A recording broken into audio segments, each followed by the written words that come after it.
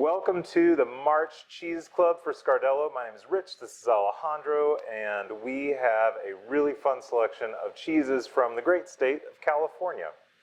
California makes a ton of great cheese and lots of other products as well, and so whether you got a standard box or deluxe box, we've got some really cool accompaniments to go along with it. And so, Alejandro, why don't you talk us a little bit about breakfast cheese? The breakfast cheese.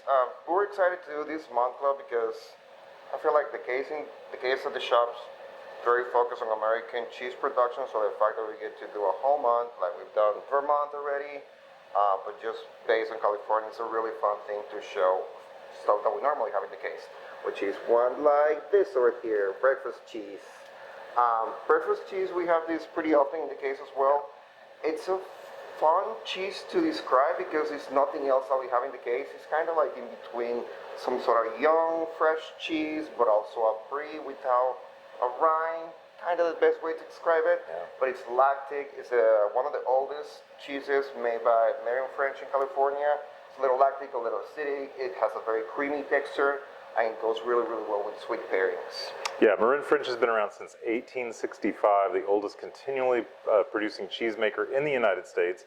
And breakfast cheese was one of the very first cheeses that they created, and it was really kind of meant to be breakfast for people who are, mining for gold. Yeah, there was a way to get more protein and more nutrition. And we still do with the cheese. Yeah, and it's delicious.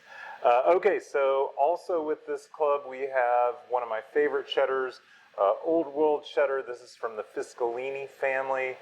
They've been around since the early 1900s, farming and dairying in Modesto, California. But it was only in 1997 that they started making cheese. And then this cheese was created by Mariano Gonzalez back in, I think, 2003.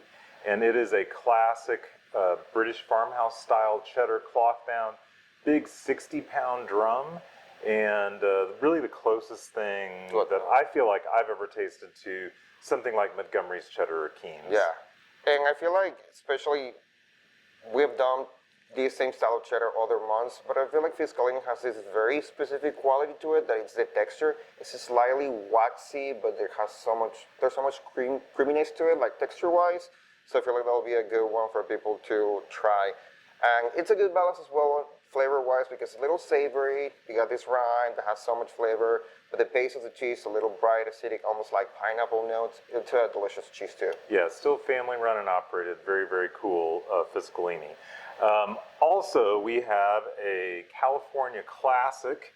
This is Dry Jack Select, and this is by the Vella Cheese Company. You'll notice it's got a little knot right here in the rind. That's because they still do this by binding it in a cloth and tying it to age it, to give it its shape. But this cheese, Jack cheese, is an American original that was started in California.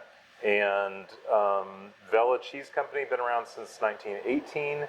Another storied cheese company, started by Tom Vella, carried on by Ig Vella, and now still family run and operated.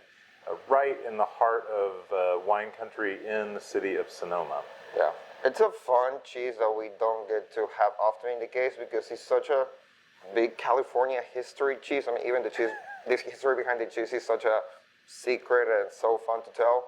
But it's a good texture because you get something that's kind of parm-like because of the aging, but the flavor of the cheese is so rich. This is a good cheese for grating or anything, but also snacking by itself because you got all these tyrosine crystals from the aging that people like so much. Yeah, and I think about like my Italian ancestors and how, before importing parm was really a thing, to be able to get your hands on something similar.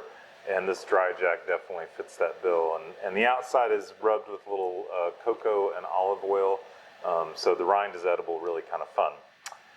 Okay, so tell us a little bit about Original Blue. Original Blue, also feel like this is one that we had to have in the club. And I feel like this is the first one that you said. Original Blue, I think, such an amazing cheese because this was the first cheese that Point Reyes did. And for a creamery to make a blue cheese for the first time, it's something pretty impressive. And this is almost like a cold blue cheese that we have in the case at all time. Everybody knows this cheese. what the cheese tastes like. It's such a great cheese for cooking because it's the perfect balance in an acidic and lemony and tangy paste next to the pepperiness and a little bit of that savory side of the blue veining. But it's the closest thing that you can remember to maybe like a blue cheese dressing, or if it makes that blue, because it has a brightness that doesn't compare to other blues. Yeah, and this is, once again, a family farm that was started in 1959. Second generation now, actually doing the cheese operating, run by a team of women, including my friend Lynn, who's the president of the company.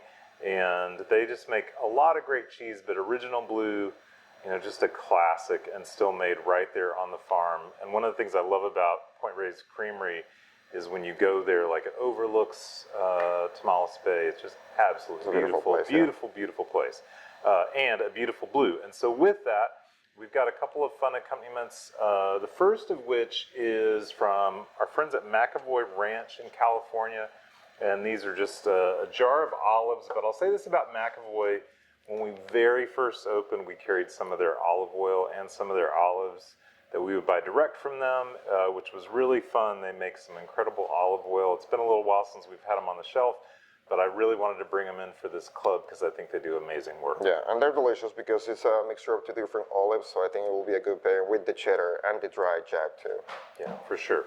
And then we've got some, what classically goes with cheese of all kinds, but especially blue cheese. We have some honey sticks, also from California. I don't know where those are. Yes, these are from Chico. Yeah. So yeah, with some honey sticks, which are Chico always Honey exciting. Farm, also wildflower honey from Petaluma. That should be really, really good with the breakfast cheese. Yeah, for sure. Okay, so for our deluxe club, we have a couple of additional cheeses. The first of which is we've got our Purple Haze. So Purple Haze, this is a goat cheese that is got some lavender, some fennel pollen. Yeah, And, it's a light texture because it's a fresh chip and the little disc. But the best thing about Cypress Girl when they do this little disc is the texture is so fluffy and light, and I feel like it will be something good to have on the club because we're just doing so far all hard cheeses. I feel like that's a big thing for California, and then we only have the breakfast cheese. Yeah, and so this is Cypress Grove, located in Northern California. Started in the early 80s by Mary Keene. And today, this company supports a number of very small goat farms all throughout Northern California, and they make incredible cheese as well. With this, we also have, for our Deluxe Club, Aries. This is a really cool cheese by a ghost creamery. This is a creamery within a creamery. Avery Jones, her dad, owns Central Coast Creamery. And so she started making cheese in the creamery on weekends in high school, and today she makes award-winning cheeses like Aries. Yeah, and there's always new cheeses on the making, but she's amazing. The fact that she started from a young age making such a well-made and flavorful cheese and still does it, it's something that we have to put in the club. And Aries, it's one that she only makes cheese that's named under zodiac signs. Aries is like Alpine style, but it's really, really aged.